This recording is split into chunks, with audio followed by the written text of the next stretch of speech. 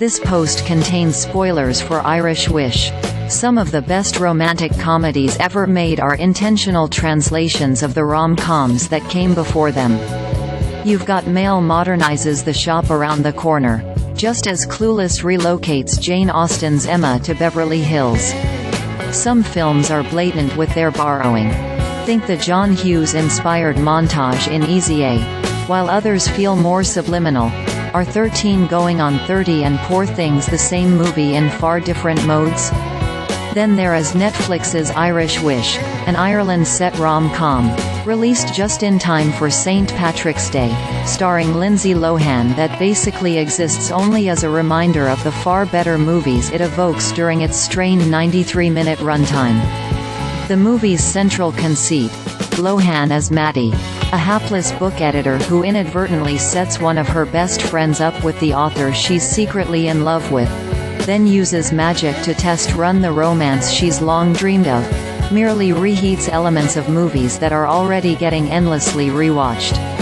Now that Irish Wish, written by Hallmark scribe Kirsten Hansen and directed by Janeen Damian, who was also behind Lohan's 2022 film, Falling for Christmas, a.k.a. holiday-themed Overboard, has wandered onto Netflix, let's dive into all the other rom-coms that infiltrate the film. Leap year. Let's start with the locale. Maddie's beloved author Paul Kennedy, Alexander Vlahos, hails from Ireland. Because he and Maddie's best friend Emma, Elizabeth Tan, decide to get married there, much of the movie takes place overseas. While a review from the Irish Times notes the criminally little Irish involvement in the production, Irish Wish leans heavily into the country's most obvious exports, from frequent Guinness cutaways to blaring Celtic music.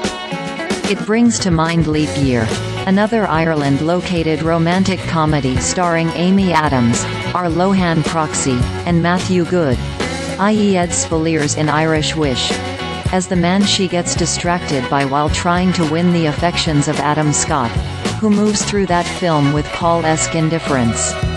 The dodgy Irish accents would also be at home in 2007's P.S. I Love You, where Jeffrey Dean Morgan is asked to play an Irishman who sweeps Hilary Swank off her feet. Both films begin with our leading lady expecting commitment from the object of her desire. Adams's Anna gets a pair of diamond earrings instead of an engagement ring from her long-term boyfriend. Maddie is pitched another book by Paul when she's expecting to get asked on a date. Road trips through the Irish countryside between enemies who are destined to become lovers ensue. And while Goode would famously disown this turgid movie in an interview with UK's Telegraph, I just know that there are a lot of people who will say it is the worst film of 2010. It still lands with more finesse than Irish Wish could ever hope to possess.